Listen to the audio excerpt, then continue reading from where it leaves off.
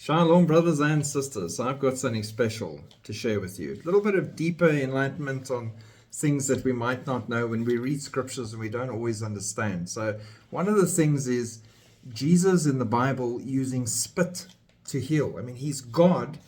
He can say the words without even being there. We've seen this in the Bible, and people are healed instantly by faith. But let's look at three particular scriptures. The first one, Mark 8, verse 22 to 25, says the following. He came to Bethsaida, and they brought a blind man to him and begged him to touch him.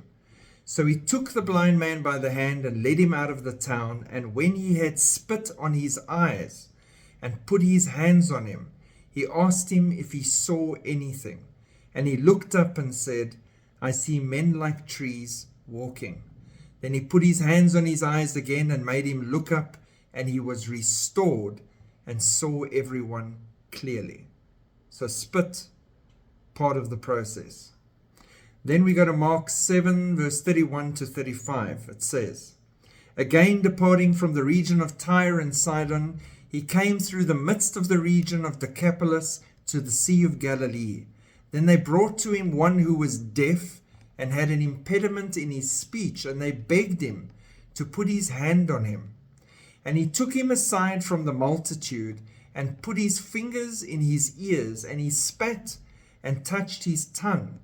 Then looking up to heaven, he sighed and said to him, Ephphatha, that is, be opened. Immediately his ears were opened, and the impediment of his tongue was loosed, and he spoke plainly. John 9, verse 1 to 7. Now as Jesus passed by, he saw a man who was blind from birth. And his disciples asked him, saying, Rabbi, who sinned, this man or his parents, that he was born blind? Jesus answered, Neither this man nor his parents sinned, but that the works of God should be revealed in him.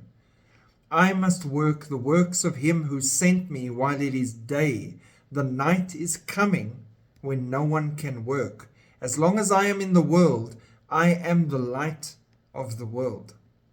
When he had said these things, he spat on the ground and made clay with the saliva, and he anointed the eyes of the blind man with the clay. And he said to him, Go wash in the pool of Siloam, which is translated sent. So he went and washed and came back seeing. So there's a thing about saliva and spitting involved in these three cases that I've presented to you now. And there's something deeper I want to show you here that you might not know. The Talmud recognizes saliva as a healing factor. Bavra Basra 126b, the healing power of saliva. In the chapter that deals with the rules of inheritance, there's this interesting piece. A certain person once came before Ar-Hanina and said to him, I'm sure that this man is firstborn. Ar-Hanina said to him, How do you know? The person replied, Because when people came to his father, he used to say to them, Go to my son Shikat, who is firstborn, and his saliva heals. Might he not have been the firstborn of his mother only, but not of his father? There is a tradition that the saliva of the firstborn of a father heals, and that the firstborn of a mother does not heal. Being declared a firstborn son was a big deal in Talmudic times, for the lucky son would inherit obviously twice the share of goods from everything that his brothers were going to get, and in Talmudic society, only the saliva of a firstborn of a father heals. In his commentary on the passage, the Rashbam adds that the healing properties of saliva refer to it as used as eye medication. So they see it in their tradition as the firstborn of the father can have healing properties in their saliva. Interesting. The Roman naturalist and writer Pliny the Elder, 23 to 79 AD, who is a contemporary with Jesus, has a whole chapter in his natural history of many, often ridiculous and crazy, diseases, injuries that can be cured by fasting saliva, meaning saliva in the morning before breakfast. He mentions in 28 verse 7 of his document, lichens and leprous spots may be remedied by early morning application of fasting saliva. Eyes may be cured by early morning fasting spittle. So the student of nature Pliny knew that there was healing properties in saliva. Thousands of years later, and here we are, microbiologists have turned their attention and experiments to the half-gallon of saliva generated each day. We don't swallow our saliva when we sleep, hence fasting saliva, the very first saliva when you wake up. Scientists from Lahore in Pakistan tested the ability of human saliva to heal wounds.